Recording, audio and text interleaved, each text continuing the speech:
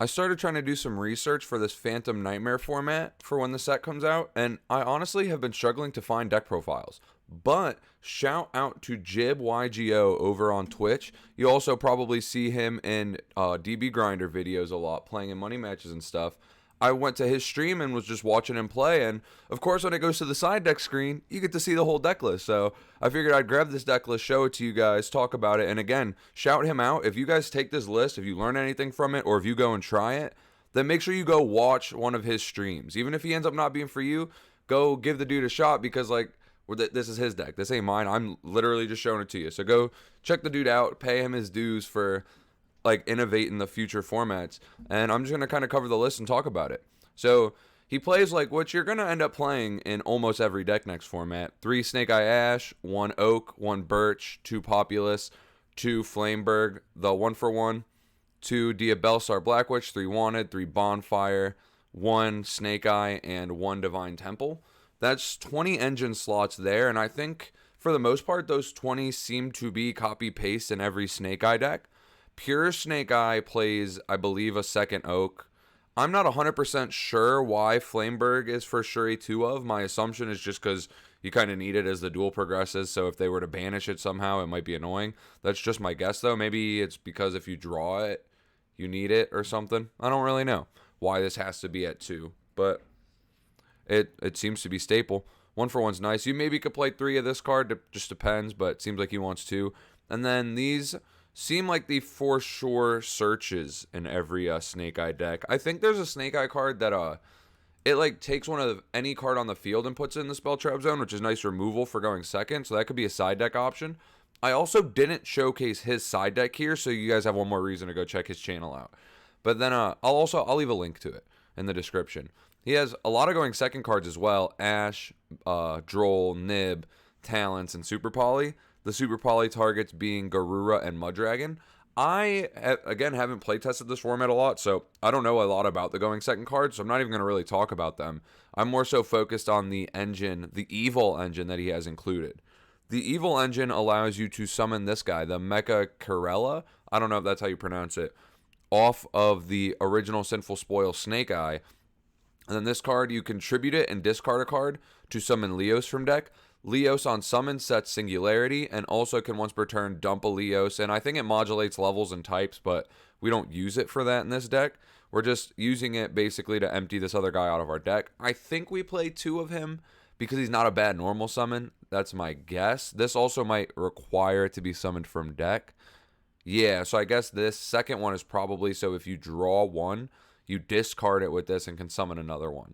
But then you also can just dump it from your deck to kind of get the brick out of your deck, you know? And the Evo Singularity allows you to summon back the Leos and the Mega Corella, and then exile them into Evolsaur Lars, who is, you detach 2 for a quick effect, negate any face-up card on the field, or you can detach 1 if all its materials are Reptile and Dinosaur. And it's not once per turn. So it is 2 Omni negates, which is kind of insane. And it's when your opponent activates a card or effect, quick effect, detach 1, target a face-up card on the field. So you don't even have to be targeting the one that they're using, which is kind of sick too. And then the extra deck, he played the Mudragon and the Garura for the Super Poly. The Lars to go with the Evo Singularity. And then Link Karibo, which you kind of need, and it also helps you play around hand traps in a way. Phoenix, which I thought was interesting to see. I'm guessing it's because it's fire. But I was wondering when I saw this, like, wouldn't you rather just play, like, a second SP? But my guess is it's because it's fire. So you can, like, remove a card and then link away with it into a Hida, or link up into this dude, or, like, whatever you're going to do. I don't know. But then the IPSP, standard in every deck list coming up. Hida Dark Charmer. Nuts because, like, this Dark Monster is a starter for your engine, and all these Fire Monsters are starter for your engine, and everybody's going to be playing them. So these cards can just, like, kind of be full combo sometimes. And also, like, Hida just grabbing Ash extends into this, which reborns a card, which then goes into the Whale, which then goes into this. So, like, just grabbing an Ash does something, too, which is worth, like, noting. Then he plays 2 of the Promethean Princess and Bestower of Flames, or Bestower, I think. This card, if you guys haven't seen it yet, also comes out, I believe, in that set, or it comes out when Bonfire does, one or the two.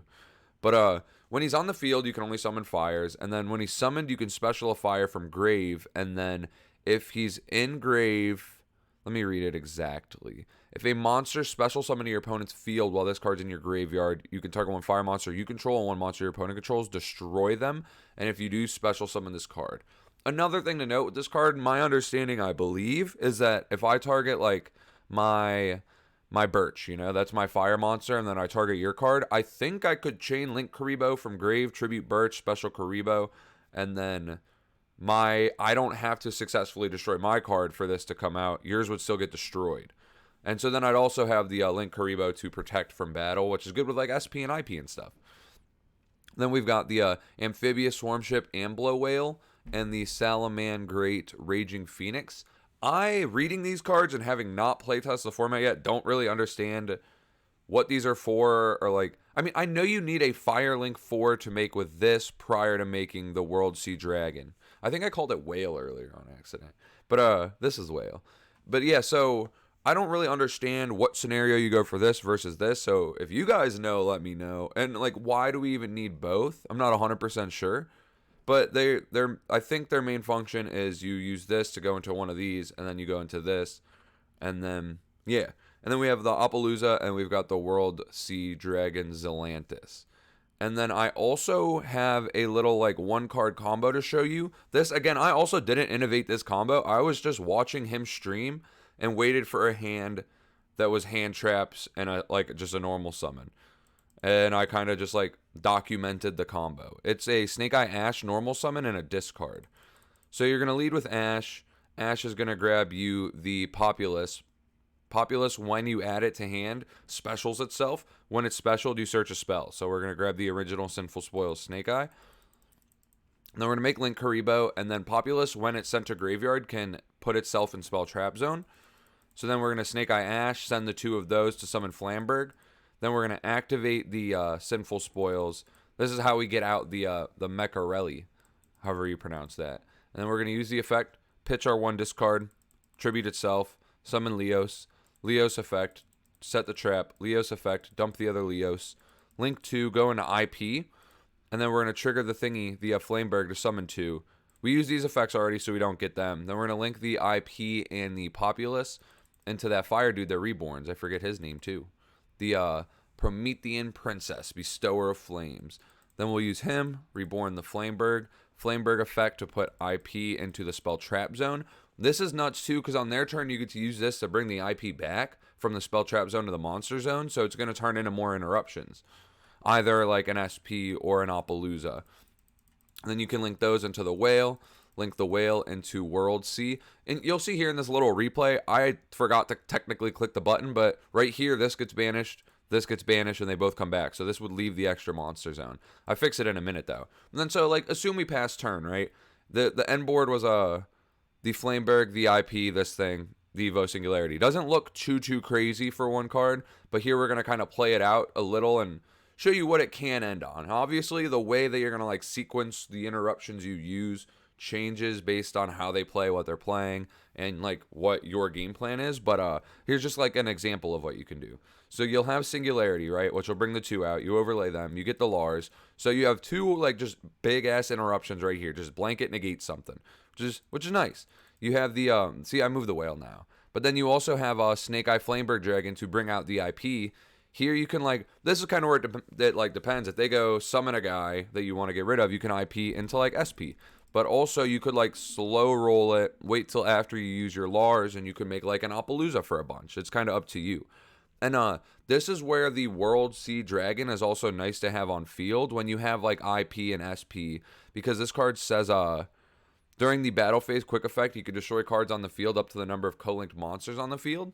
So when you IP and SP banish a threat, if they put out another threat and try to go battle phase to climb the SP, you can just use the World Sea to out it. So you've got the World Sea, which makes things awkward. You have IP and SP, which is a banish. You have SP's actual effect, which is a banish. Then the Lars to be 2 negates. You also here, when you link away with the Flameberg, you get to bring 2 level 1s back. So you can recur the Populace and you can recur the Ash. And I just grabbed 2 random cards, but like you search super follow-up off this. So it's not just one card with a few interruptions. It's like one card gives you interruptions and a nice follow-up.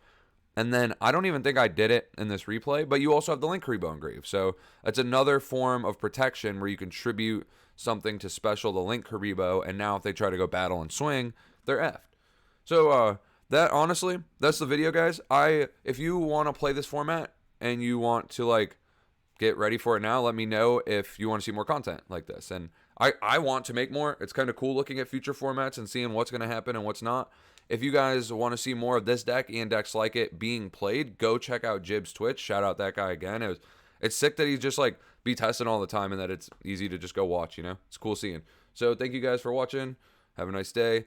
Eat some breakfast. Do your thing. Bye.